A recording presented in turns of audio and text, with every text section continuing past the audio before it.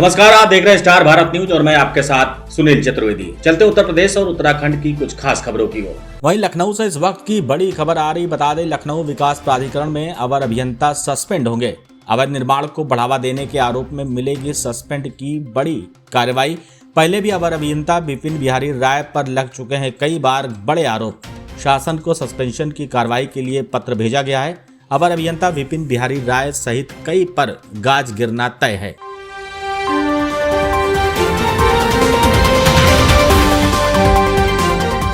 नमस्कार, आप देख रहे हैं स्टार भारत न्यूज और मैं आपके साथ सुनील चतुर्वेदी। चलते उत्तर प्रदेश और उत्तराखंड की कुछ खास खबरों की ओर। लखनऊ विकास प्राधिकरण की अध्यक्ष मंडलायुक्त डॉक्टर रोशन जैकब ने गुरुवार को प्राधिकरण भवन स्थित अपने कार्यालय कक्ष में जन सामान्य की समस्याओं की सुनवाई की।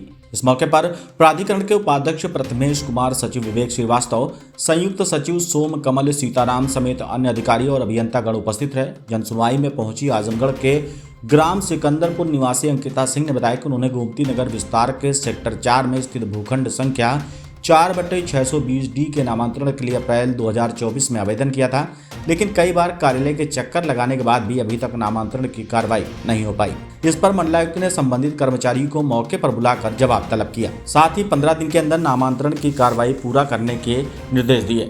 इसके अलावा अरुणा सिंह के प्रार्थना पत्र पर भी गौर किया। इसके अतिरिक्त अजीत कुमार गुप्ता के परिवारीजनों ने संपत्ति की रजिस्ट्री के संबंध में प्रार्थना पत्र देते हुए बताया कि वो भी कई दिनों से चक्कर लगा रहे, लेकिन सीतापुर रोड योजना के सेक्टर C निवासी मोहम्मद इरफान और शहाबुद्दीन ने बताया कि लोग रजिस्ट्री व नामांतरण के लिए कई बार आवेदन कर चुके हैं, लेकिन काम नहीं हुआ। जन सुनवाई में कुल 40 प्रार्थना पत्र प्राप्त हुए, जिनमें से 5 प्रकरण नगर निगम, 3 प्रकरण जिला प्रशासन से संबंधित, प्राधिकरण से संबंधित 32 प्रकरणों में से 9 का मौके पर निस्तारण कर दिया गया।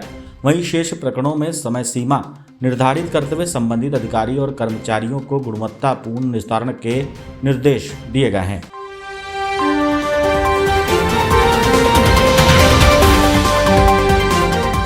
नमस्कार, आप देख रहे हैं स्टार भारत न्यूज और मैं आपके साथ सुनील चतुर्वेदी। चलते उत्तर प्रदेश और उत्तराखंड की कुछ खास खबरों की ओर। लखनऊ विकास प्राधिकरण के उपाध्यक्ष प्रथमेश कुमार के निर्देश पर शहर में अवैध निर्माण के खिलाफ चलाए जा रहे अभियान के क्रम में गुरुवार को प्रवर्तन जोन 2 की टीम ने सुशांत गोल्फ सिटी थाना क्षेत्र में कार्रवाई की।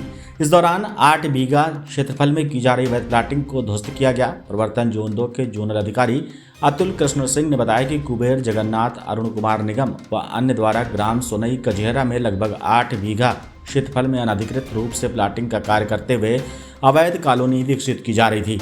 प्राधिकरण से लेआउट स्वीकृत कराए बिना की जा रही उक्त अवैध प्लाटिंग के विरुद्ध विहित न्यायालय द्वारा वाद योजित कराते हुए ध्वस्तीकरण के आदेश पारित किए गए थे, जिसके अनुपालन में सहायक अभियंता राम सागर वर्मा के नेतृत्व में अवर अभियंता भरत पांडे व प्रमोद कुमार पांडे द्वारा प्राधिकरण, पुलिस व स्थानीय थाने के पुलिस बल के सहयोग से अवैध प्लाटिंग के ध्वस्तीकरण की कार्रवाई कराई गई। इस दौरान विकासकर्ता द्वारा स्थल पर विकसित की गई सड़क, नाली, बाउंड्री वाल, साइट ऑफिस को ध्वस्त कर दिया गया।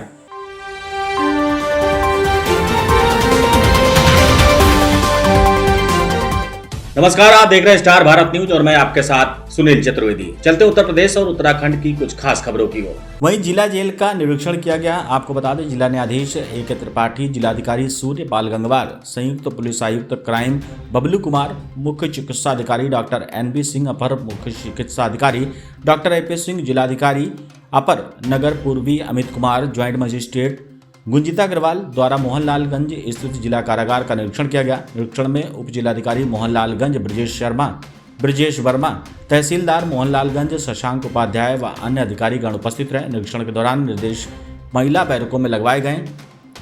निरीक्षण के दौरान महिला बैरकों के लिए आवश्यक निर्देश दिए गए। हर माह स्वास्थ्य संबंधी जांच और बच्चों के टीकाकरण के कैंप का आयोजन किया जाए।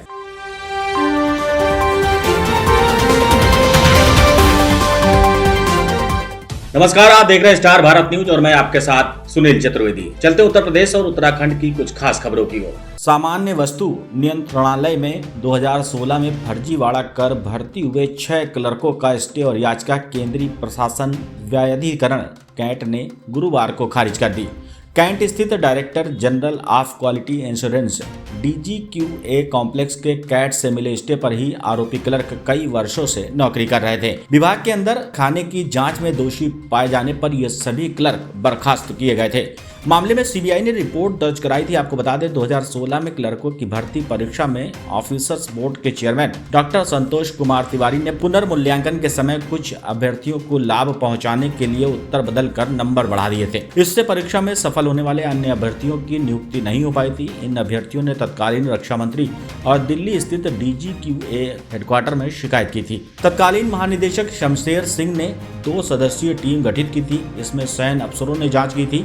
इसमें भी सभी आरोप सही पाए गए, पर सभी क्लर्कों को बर्खास्त कर दिया गया था। सीबीआई के अपर पुलिस अधीक्षक राम सिंह ने शिकायत पर जांच के बाद 22 दिसंबर 2020 को डॉक्टर संतोष तिवारी के अलावा कैंट निवासी रविकांत पांडे, फैजाबाद निवासी उत्कर्ष श्रीवास्तव, केडीए कॉलोनी निवासी आरती गुप्ता, श्यामनगर निवासी प्रतिभा मिश्रा, आरके नगर निवासी अर्पित सिंह और अज्ञात के खिलाफ साजिश रचना, कूटरचित दस्तावेज तैयार करने, धोखाधड़ी करने के आरोप लगाकर एफआईआर दर्ज कराई थी। मामले में 9 दिसंबर 2021 को RN सिरोटिया निरीक्षक सीबीआई ACB लखनऊ ने क्लोजर रिपोर्ट दस्तावेज के साथ पेश किए थे। एंटी करप्शन सीबीआई की लखनऊ कोर्ट ने 10 फरवरी 2023 को बिंदुवार आदेश में क्लोजर रिपोर्ट पर सवाल खड़े करके उसे वापस करके नए सिरे से जाँच के आदेश दिए थे।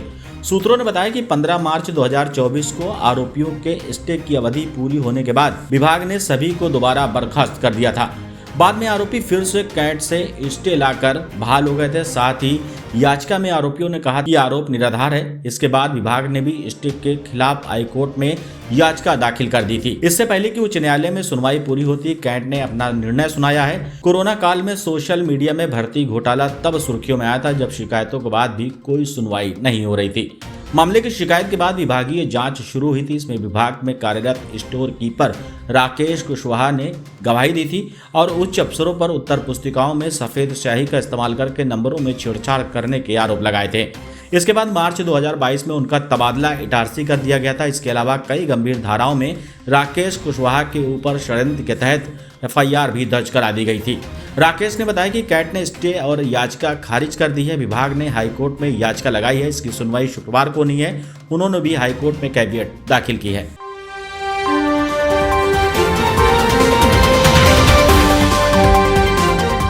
नमस्कार, आप देख रहे हैं स्टार भारत न्यूज और मैं आपके साथ सुनील चतुर्वेदी। चलते उत्तर प्रदेश और उत्तराखंड की कुछ खास खबरों की ओर। झारखंड के डुमरी विधायक जयराम महतो गुरुवार को मीडिया से उलझ गए। सदन के बारे में एक पत्रकार के सवाल पर जयराम महतो भड़क गए। उन्होंने पत्रकार पर चिल्लाना शुरू कर दिया।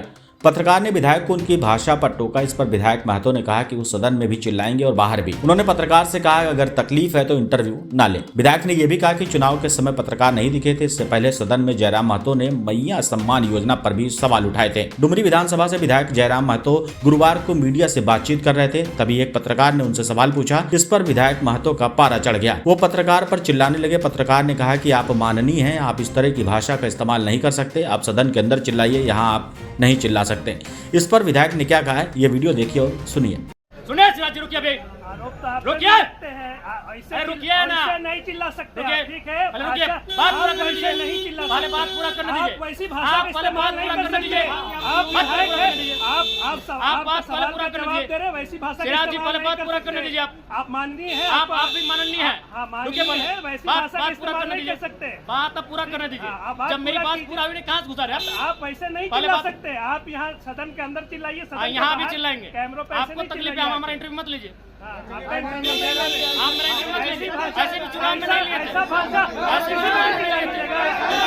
तो सुना आपने। इससे पहले विधानसभा सत्र में जयराम महतो ने मैया सम्मान योजना पर सवाल उठाए थे। इस योजना के तहत लड़कियों को 2500 रुपए मिलते हैं। महतो जी ने कहा कि स्कूल कॉलेज जाने से पहले 2500 रुपए देना उन्हें निकम्मा और आलसी बनाएगा। उनका कहना था कि ये राशि स्कॉलरशिप के रूप में मिलनी चाहिए। उन्होंने इस योजना पर फिर से विचार करने की मांग की है।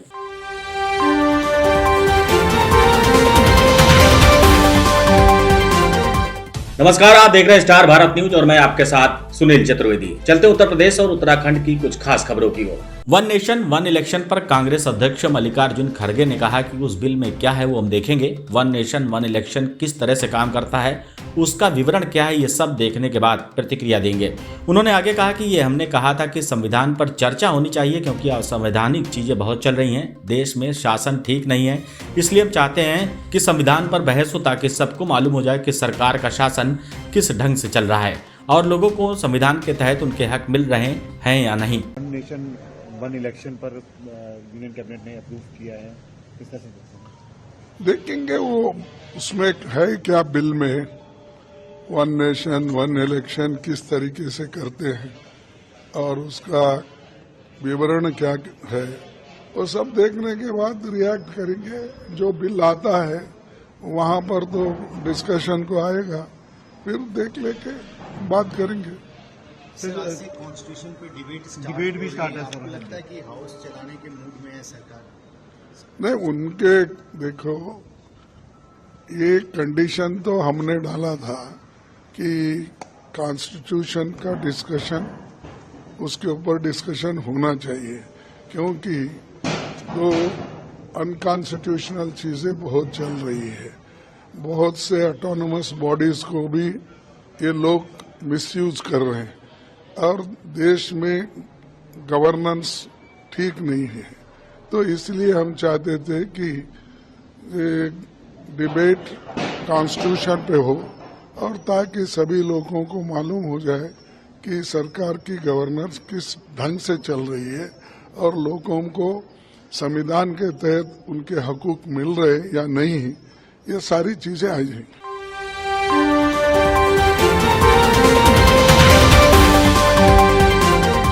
नमस्कार, आप देख रहे हैं स्टार भारत न्यूज और मैं आपके साथ सुनील चतुर्वेदी। चलते उत्तर प्रदेश और उत्तराखंड की कुछ खास खबरों की ओर। वहीं इस वक्त की बड़ी खबर आ रही, बता दें हैदराबाद के संध्या थिएटर मामले में साउथ के सुपरस्टार और पुष्पा 2 के एक्टर अल्लू अर्जुन को गिरफ्तार कर लिया गया है। हैदराबाद पुलिस ने उन्हें गिरफ्तार कर लिया है। 4 दिसंबर को फिल्म की स्क्रीनिंग के दौरान हैदराबाद के संध्या थिएटर में भगदड़ मच गई थी, जिसमें एक महिला की मौत हो गई थी।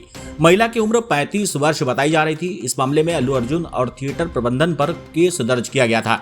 अब पुष्पा स्टार अल्लू अर्जुन को भी गिरफ्तार कर लिया गया है। इससे पहले साउथ सुपरस्टार अल्लू अर्जुन ने महिला की मौत पर दुख जाहिर किया था। बुधवार रात 9:30 बजे पुष्पा 2 द रूल के प्रीमियर के दौरान एम रेवती नाम की महिला की मौत हो गई थी। अल्लू अर्जुन ने एक्स पर घटना का जिक्र करते हुए वीडियो पोस्ट किया और दुख व्यक्त किया। एक्टर ने लिखा था कि संध्या थिएटर में हुई दुखद घटना से बहुत दुखी हूँ। इस कठिन समय में परिवार के प्रति मेरी संवेदनाएं हैं। मैं उन्हें आश्वस्त करना चाहता हूँ कि वे इस दर्द में अकेले नहीं हैं और मैं व्यक्तिगत रूप से परिवार से मिलूंगा। शोक मनाने के लिए उनकी आवश्यकता का सम्मान करते हुए मैं इस कठिन सफर से गुजरने में उनकी हर संभव सहायता करने के लिए प्रतिबद्ध हूँ। पुलिस द्वारा दर्ज किए गए मामले को खारिज करने की मांग करते हुए अल्लू अर्जुन ने 11 दिसंबर को हाईकोर्ट का दरवाजा खटखटाया था।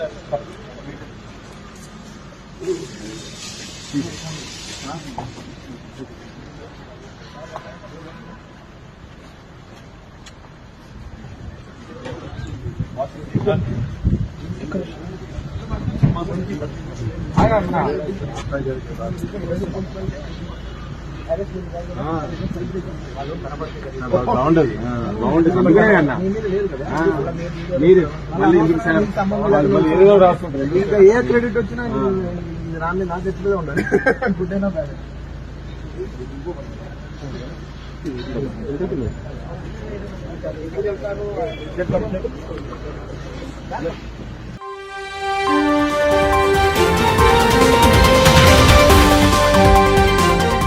नमस्कार, आप देख रहे हैं स्टार भारत न्यूज और मैं आपके साथ सुनील चतुर्वेदी। चलते उत्तर प्रदेश और उत्तराखंड की कुछ खास खबरों की ओर। वन नेशन वन इलेक्शन पर समाजवादी पार्टी सांसद राम गोपाल यादव ने कहा कि अभी इसमें बहुत समय लगेगा। वन नेशन वन इलेक्शन 2029 से पहले लागू नहीं हो सकता, शायद वह 2031 में लागू हो सकता है। वन नेशन वन इलेक्शन के फायदे भी हैं, नुकसान भी हैं। लोकसभा में आज संविधान पर होने वाली बहस पर उन्होंने कहा, हम विश्लेषण करेंगे कि सरकार संविधान में लिखी बातों के अनुसार काम कर रही है या फिर नहीं। अभी बहुत लंबा रास्ता तय करना है जी। अगर संसद में आए, पास भी हो जाए, महिलाओं का आरक्षण बिल पैसे पास हो चुका है, अभी पड़ा हुआ कि नहीं पड़ा, तो परिसीमन होगा, बरसें लग जाएंगी। 29 तक तो ये काम हो नहीं सकता, शायद 31 में कभी हो। सर इस पूरी एक्सरसाइज का क्या देश को कोई फायदा होगा जो दावा किया जा रहा है? फायदे भी है, नुकसान भी है। जी सर, जो संविधान पे चर्चा आज से शुरू हो रही है संसद में, आपकी पार्टी का क्या इसके अंदर योगदान रहेगा? क्या आपका रुख रहेगा? बोलेंगे लोग संविधान पर क्या योगदान और न योगदान का। संविधान ये एनालिसिस करेंगे कि संविधान में जो लिखा है उसकी मंशा के अनुकूल सरकार काम कर रही है कि नहीं कर रही है। किस किस तरह से संविधान की मूल आत्मा जो है, प्रस्तावना और मूल अधिकार, उनको निगेट किया जा रहा है, उसके खिलाफ काम किया जा रहा है। ये सारी बातें हैं।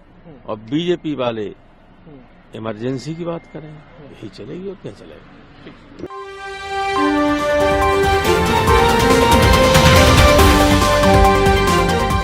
नमस्कार, आप देख रहे हैं स्टार भारत न्यूज और मैं आपके साथ सुनील चतुर्वेदी। चलते उत्तर प्रदेश और उत्तराखंड की कुछ खास खबरों की ओर। लखनऊ में आईएएस अफसरों की डीपीसी के लिए 17 दिसंबर को बैठक होगी। मुख्य सचिव मनोज कुमार सिंह की अध्यक्षता में होगी विभागीय पदोन्नति समिति की बैठक। कृषि उत्पादन आयुक्त मोनिका एस गर्ग और प्रमुख सचिव नियुक्ति एवं कार्मिक एम देवराज होंगे शामिल।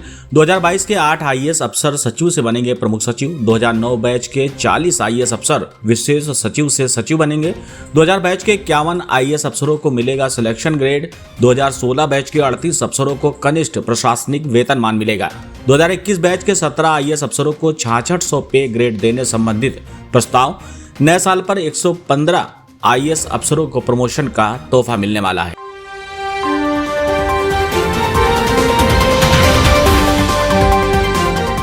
नमस्कार, आप देख रहे हैं स्टार भारत न्यूज और मैं आपके साथ सुनील चतुर्वेदी। चलते उत्तर प्रदेश और उत्तराखंड की कुछ खास खबरों की ओर। संभल के कुछ लोग आए थे हमसे मिलने, जो मृतकों के परिवार के सदस्य थे। उसमें 2 बच्चे थे, अदनान और उजैर। आप सुनिए। उसमें 2 बच्चे थे, अदनान और उजैर। एक बच्चा मेरे बच्चे की उम्र का है, दूसरा उससे छोटा 17 साल का है। दर्जी के बेटे थे। दर्जी का एक ही सपना था कि वो अपने बेटों को पढ़ाएगा लिखाएगा। एक बेटा डॉक्टर बनेगा, एक बेटा भी सफल होगा दूसरा बेटा भी अपने जीवन में सफल होगा।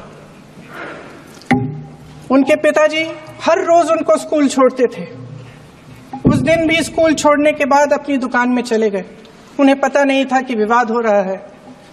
उन्होंने भीड़ देखी, घर आने की कोशिश की तो पुलिस ने गोली से मार डाला। वो 17 साल का बच्चा अदनान मुझसे कहता है, वो 17 साल का बच्चा अदनान मुझसे कहता है कि मैं बड़ा होकर डॉक्टर बन के दिखाऊंगा, मैं अपने पिता का सपना साकार करूंगा। ये सपना, ये आशा उसके दिल में हमारे संविधान ने डाली। अध्यक्ष महोदय, हमारे देश के करोड़ों देशवासियों के संघर्ष में, अपने अधिकारों की पहचान में, इनकी कठिन से कठिन परिस्थितियों से लड़ने की अपार हिम्मत में और देश से न्याय की अपेक्षा में हमारे संविधान की ज्योत जल रही है। मैंने हमारे के साथ साथ ये भी समझा है कि हमारा संविधान एक सुरक्षा कवच है। एक ऐसा सुरक्षा कवच है जो देशवासियों को सुरक्षित रखता है, न्याय का कवच है, एकता का कवच है और अभिव्यक्ति की आजादी का कवच है। दुख की बात यह है कि मेरे सत्ता पक्ष के साथी जो बहुत बड़ी बड़ी बातें करते हैं, इन्होंने इन 10 सालों में ये सुरक्षा कवच, सत्ता पक्ष के मेरे साथियों ने ये सुरक्षा कवच तोड़ने का पूरा प्रयास किया है। संविधान में सामाजिक, आर्थिक और राजनीतिक न्याय का वादा है। ये वादा एक सुरक्षा कवच है जिसको तोड़ने का काम शुरू हो चुका है। लैटरल एंट्री और निजीकरण के जरिए ये सरकार आरक्षण को कमजोर करने का काम कर रही है, जिसका नाम लेने से कभी कभी आप झिझकते हैं और कभी कभी उनका नाम धड़ाधड़ इस्तेमाल किया जाता है अपने आप को बचाने के लिए। उन्होंने HAL, BHEL, SAIL, GAIL, ONGC, NTPC, railways, IIT, IIM, oil refinery, steel plant, तमाम PSU बनाए। अध्यक्ष महोदय, उनका नाम पुस्तकों से मिटाया जा सकता है, उनका नाम भाषणों से मिटाया जा सकता है, लेकिन जो उनकी भूमिका रही इस देश की आजादी के लिए और इस देश के निर्माण के लिए, वो इस देश में से कभी मिटाया नहीं जा सकता। 75 सालों में जनता का भरोसा रहा कि नीतियां बनेंगी तो जनता की भलाई के लिए बनेंगी।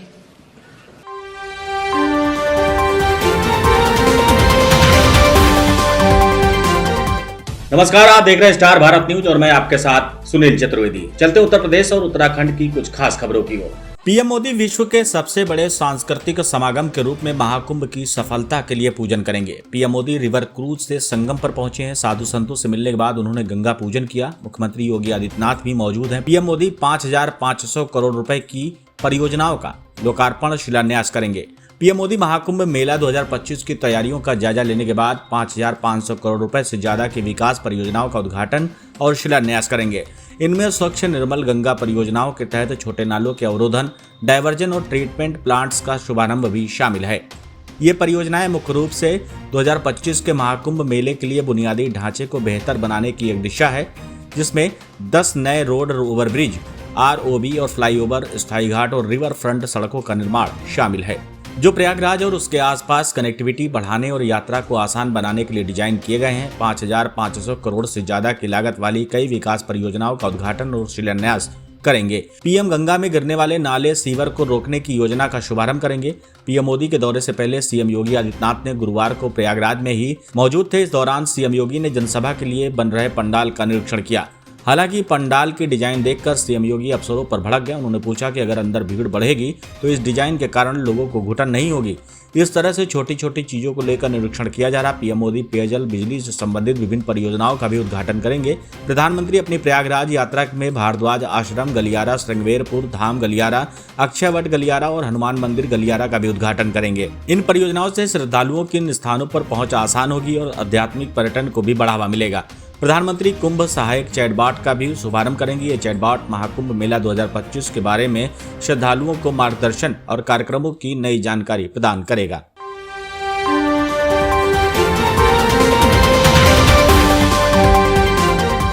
नमस्कार, आप देख रहे हैं स्टार भारत न्यूज और मैं आपके साथ सुनील चतुर्वेदी। चलते उत्तर प्रदेश और उत्तराखंड की कुछ खास खबरों की ओर। लखनऊ में उत्तर प्रदेश के 13 जिलों में बनाए जाएंगे 21 नए गौ संरक्षण केंद्र। यूपीए सरकार ने नए गौ संरक्षण केंद्र के लिए 16.80 करोड़ रुपए स्वीकृत किए हैं।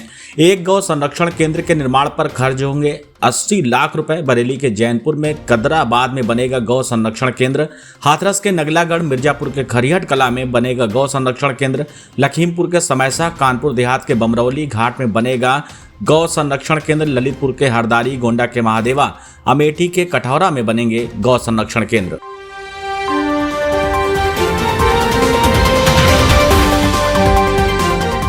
नमस्कार, आप देख रहे हैं स्टार भारत न्यूज और मैं आपके साथ सुनील चतुर्वेदी। चलते उत्तर प्रदेश और उत्तराखंड की कुछ खास खबरों की ओर। संसद में संविधान पर चर्चा के दौरान अखिलेश यादव ने भी करारा जवाब दिया है। समाजवादी पार्टी के राष्ट्रीय अध्यक्ष उत्तर प्रदेश के पूर्व मुख्यमंत्री अखिलेश यादव ने इस पर चर्चा के दौरान सत्तारूढ़ पार्टी बीजेपी पर कई गंभीर आरोप जड़े हैं। उन्होंने जातीय जनगणना पर खुला जोर दिया और सरकार की कई नीतियों का विरोध किया। इस बीच अखिलेश यादव सदन के भीतर तंज कसते रहे और इस समय सपा प्रमुख की बात को सुनकर उनके बगल में बैठे नेता और उनकी धर्मपत्नी डिंपल यादव एकटक निहारती रहीं और एक ऐसी बात अखिलेश यादव ने कही जिस पर वो मुस्कुराने लगी। वो हम आपको आगे बताएंगे। असल में लोकसभा में संविधान पर चर्चा के दौरान अखिलेश यादव ने कहा था, ये कैसी चर्चा संविधान की जो है बिना प्रधान की। ये अध्यक्ष महोदय, कैसी चर्चा संविधान की जो है बिना प्रधान की। ये सुनकर अखिलेश के पास बैठे अन्य समाजवादी पार्टी के नेताओं के साथ साथ उनकी धर्मपत्नी डिंपल यादव भी हंस पड़ी, जो इस बात पर मुस्कुराते हुए साफ तौर पर कैमरे में रिकॉर्ड की गई। बाद में अयोध्या के सांसद जो अखिलेश यादव के ठीक बगल में बैठे थे, उन्होंने अपने नेता की बात को दोहराया। अवधेश प्रसाद धीरे से बोले, बिना प्रधान की। वैसे अखिलेश यादव का ये कटाक्ष प्रधानमंत्री नरेंद्र मोदी की ओर था। संविधान पर संसद में चर्चा के दौरान पीएम नरेंद्र मोदी वहां नहीं मौजूद थे। शुक्रवार को पीएम मोदी का प्रयागराज दौरा तय था, जहां उन्होंने कई हजार करोड़ की विकास परियोजनाओं की शुरुआत की है। समाजवादी पार्टी के सांसद अखिलेश यादव ने आगे कहा कि ये संविधान हमारी ढाल है, हमारी सुरक्षा है, ये हमें समय समय पर शक्ति प्रदान करता है।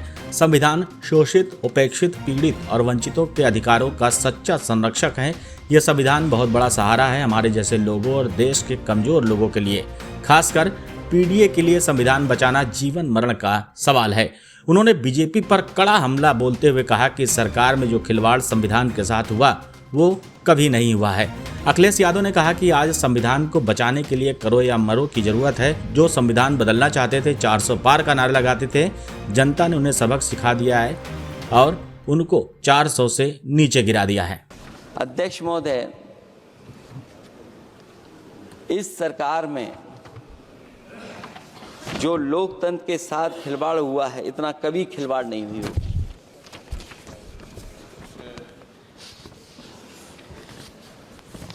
संविधान को परतंत्र बनाकर जो लोग राज करना चाहते हैं, उनके लिए आज़ादी का अमृतकाल सिर्फ एक जुमला है। और अंत में मैं सिर्फ एक ही बात कहना चाहता हूं कि संविधान बचेगा तो न्याय बचेगा, और न्याय बचेगा तभी सबको बराबर मान सम्मान, सबको बराबर मौके मिलेंगे, भेदभाव भी मिटेगा। और भेदभाव का भाव भी इसलिए आज फिर से संविधान को बचाने के लिए एक और करो या मरो आंदोलन की ज़रूरत है। इसलिए अध्यक्ष महोदय, हम आपको भरोसा दिलाते हैं, पिछले चुनाव में भी बहुत सारे सत्ता पक्ष के माननीय लोग ये कहते थे कि हमें इतनी सीटें मिल जाएंगी तो हम संविधान बदल देंगे। अध्यक्ष महोदय, मैं आपके माध्यम से जनता का धन्यवाद देना चाहता हूं कि उन्होंने 400 पार के नारे को गिरा दिया और विपक्ष को इतनी ताकत दे दी कि इनकी जो सपना था संविधान बदलने को, उस सपने को तोड़ने का काम किया। अध्यक्ष महोदय, बहुत सारे साथी इधर के ही उधर हैं। अगर उधर वाले इधर आ गए, उसी दिन ये सत्ता से बाहर हो जाएंगे। अध्यक्ष महोदय, आखिरी में मैं कुछ लाइनें कहकर के अपनी बात खत्म करना चाहता हूं। न मेरा है न तेरा है, ये हिंदुस्तान सबका है। नहीं समझी गई ये बात तो नुकसान सबका है। हजारों रास्ते खोजे गए उस तक पहुंचने के, मगर पहुंचे हुए ये कह गए भगवान सबका है।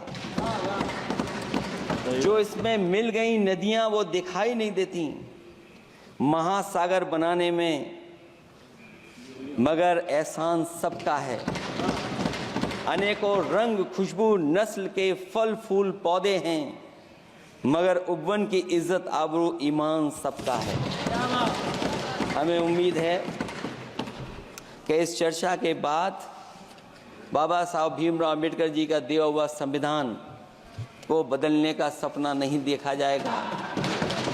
साथ ही साथ डॉक्टर राममनोहर लोहिया, जिन्होंने समाजवादी आंदोलन का रास्ता दिखाया, नेताजी ने जो संघर्ष कर करके हम लोगों को उस जगह पहुंचाया, वहीं लोकनायक जयप्रकाश जी ने इस देश को आगे बढ़ाने के लिए समय समय पर संपूर्ण क्रांति का आह्वान देकर के जागरूक किया।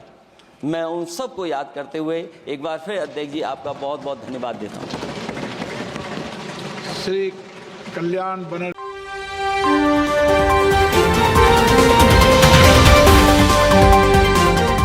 नमस्कार, आप देख रहे हैं स्टार भारत न्यूज और मैं आपके साथ सुनील चतुर्वेदी। चलते उत्तर प्रदेश और उत्तराखंड की कुछ खास खबरों की ओर। मध्य प्रदेश के अलीराजपुर जिले में लोकायुक्त पुलिस ने एक अतिथि शिक्षक से 5,000 रुपए की कथित घूस लेते वक्त एक माध्यमिक शिक्षक को शुक्रवार को रंगे हाथों जकड़ लिया।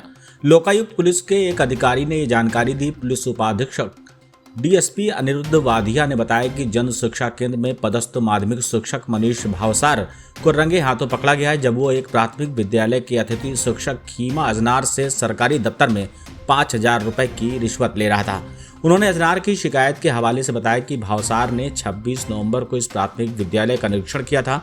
वाधिया ने बताया निरीक्षण के दौरान विद्यालय में छात्र छात्राओं की कम हाजिरी पाई गई थी। इस पर माध्यमिक शिक्षक भावसार ने अतिथि शिक्षक अजनार को धमकी देते हुए उससे 10,000 रुपए की सालाना रिश्वत मांगी थी। ये रकम नहीं दिए जाने पर उसे नौकरी से निकलवाने की धमकी दी थी। डीएसपी ने बताया कि माध्यमिक शिक्षक के खिलाफ भ्रष्टाचार निवारण अधिनियम के तहत मामला दर्ज किया गया है। उन्होंने बताया कि आरोपी को अभी गिरफ्तार नहीं किया गया और कथित रिश्वतखोरी के मामले की जांच जारी है।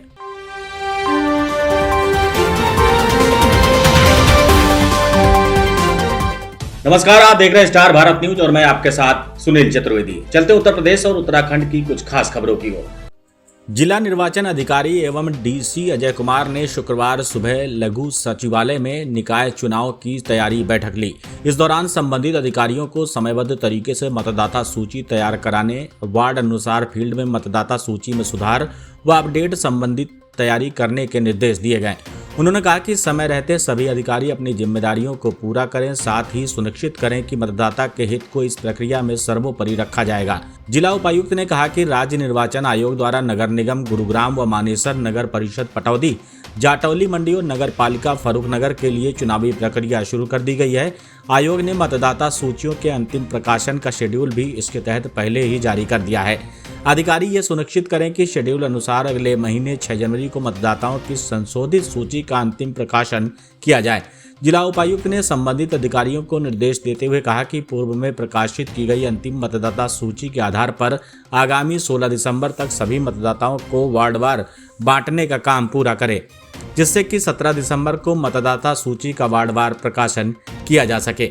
उपायुक्त ने सभी संबंधित निकाय में मतदाताओं की जानकारी देते हुए बताया कि नगर पालिका फर्रुखनगर में मतदाताओं की संख्या 12,000, नगर परिषद पटौदी जाटौली मंडी में 40,000, मानेसर निगम में 80,000 व गुरुग्राम निगम में मतदाताओं की संख्या 7,75,000 के करीब है। उन्होंने निर्देश देते हुए कहा कि सभी संबंधित अधिकारी संबंधित बीएलओ की जिम्मेदारी तय कर इस पूरी प्रक्रिया को समयबद्धता के साथ पूरा करवाना सुनिश्चित करें। बैठक में एडीसी हितेश कुमार मीणा, सीटीएस कुंवर आदित्य विक्रम, मानेसर निगम के अतिरिक्त आयुक्त जितेंद्र कुमार, डीआईओ विभू कपूर सहित संयुक्त आयुक्त प्रदीप कुमार व जिला निर्वाचन कार्यालय के कर्मचारी उपस्थित रहे।